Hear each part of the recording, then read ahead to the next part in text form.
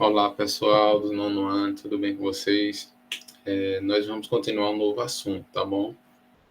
E esse assunto se chama autoritarismo e democracia no Brasil. Como vocês estão vendo aí na tela projetada, só recapitulando um pouco sobre o que nós havíamos estudado até então, nós vimos muito sobre a questão da Segunda Guerra Mundial, sobre o período entre guerras, né, que foi desse período de Primeira Guerra Mundial, de Segunda Guerra Mundial.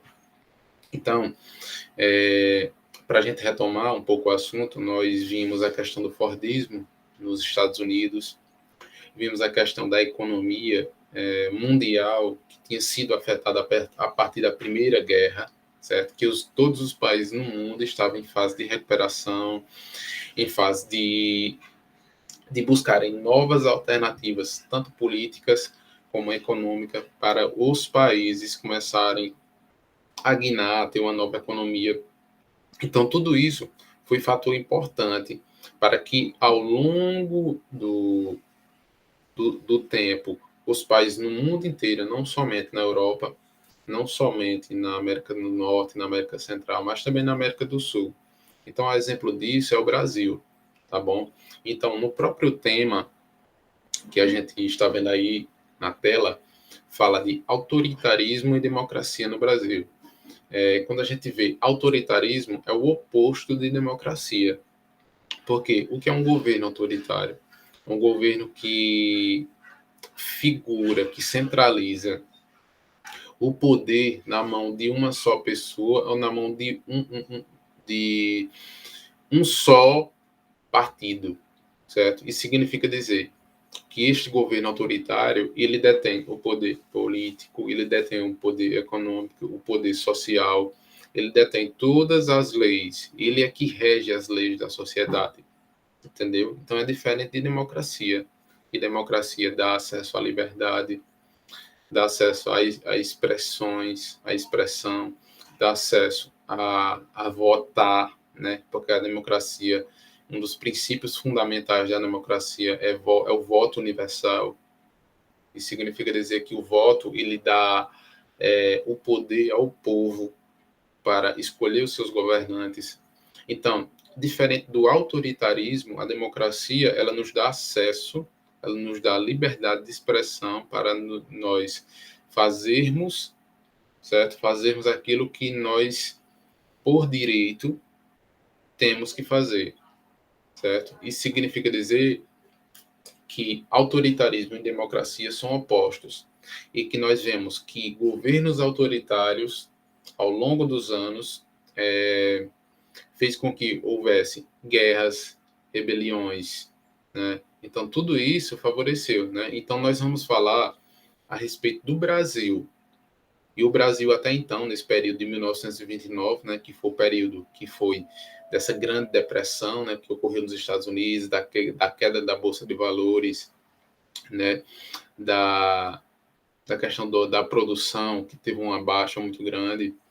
Então, tudo isso foi fator fundamental para que o Brasil também, aos poucos, começasse esse processo de, de inserção de uma economia diferente, tá bom? E a gente vai ver a partir das figuras políticas marcantes da época, tá bom? Então, o assunto que nós vamos falar se encontra na página 106.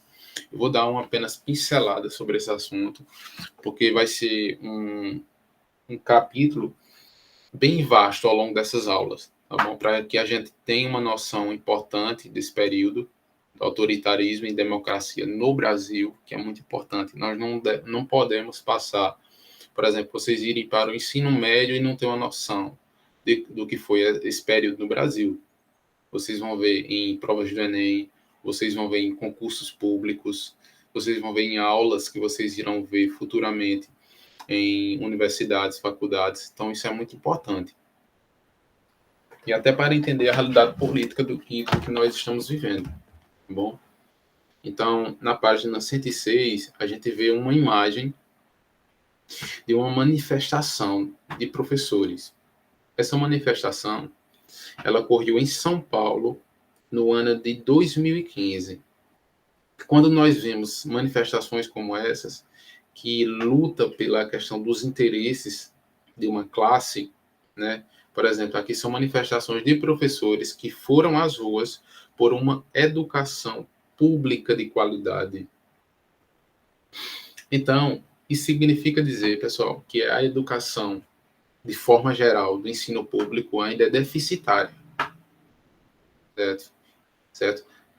Deficitária em que sentido? Na questão de horas de trabalho, que ainda é uma questão muito exagerada para o professor, até para planejar a sua aula.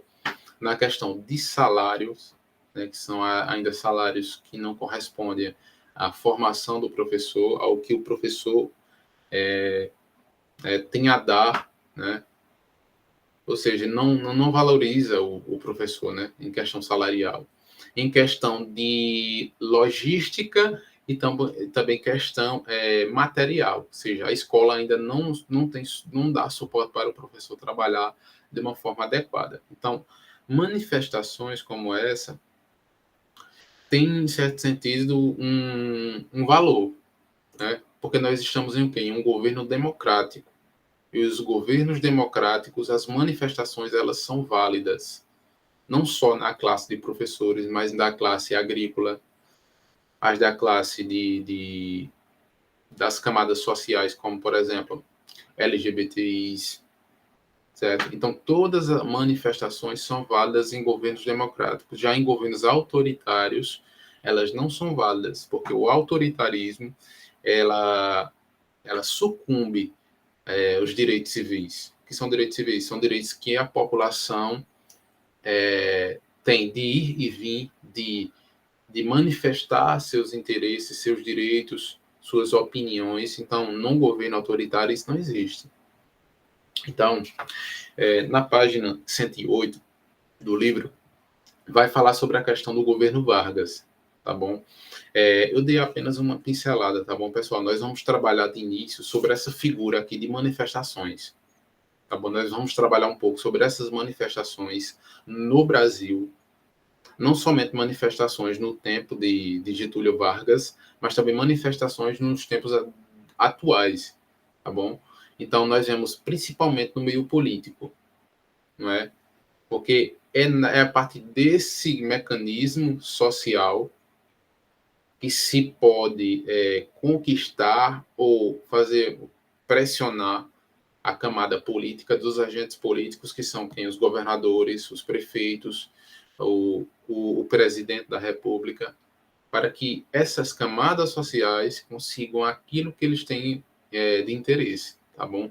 Então, vamos ficar por essa introdução aqui dessa imagem, porque nós teremos que trabalhar ainda sobre o governo Vargas, as mudanças políticas e econômicas no Brasil, o fim da política café com leite, o governo provisório. Então, tudo isso nós iremos explanar em outras aulas, tá bom? Em sala de aula também. Tudo que eu estou passando para o presencial, estou também passando para o remoto, tá bom? Então, essas aulas que eu estou dando aqui, por exemplo, esse breve resumo, vou dar em sala de aula e vou trabalhar exercícios também em sala de aula que vou passar para vocês do remoto. Então, prestem atenção. Qualquer dúvida, falem comigo, tá bom? Que nós iremos iniciar esse novo assunto que vai ser justamente, preste atenção, justamente para uma atividade que vai ser feita de forma interativa, que vai ser a partir de um jogo chamado Kahoot, tá bom? Esse jogo, ele aparece as perguntas e as respostas que eu irei criar a partir desse assunto do livro. Então, não esqueçam. Esse assunto será muito importante para essa nova atividade que nós iremos ter, que iremos trabalhar ao longo de um mês, mais ou menos. Então, eu preciso que vocês se atenham ao assunto. Qualquer dúvida, mande e-mail, mande mensagem no WhatsApp, que a gente irá, com certeza, responder e trabalhar junto, tá bom, pessoal? Nós iremos agora nos encontrar em sala de aula e também para vocês do remoto, a partir das atividades e dos textos do livro, tá bom? Então, qualquer dúvida, me procure, tá certo? Então, até mais, pessoal. Tchau, tchau.